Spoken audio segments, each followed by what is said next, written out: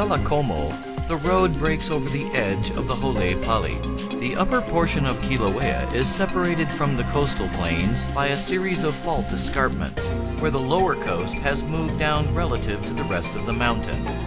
Sometimes these movements are catastrophic, and enormous chunks of land slide into the sea, such as at Kealakekua Bay in Kona or over the Hilina Pali here in the park.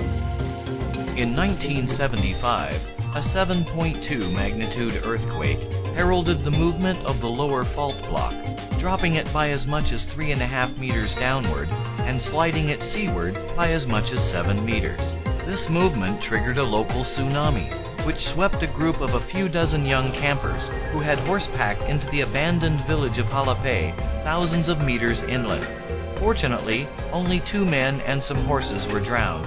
The others miraculously survived.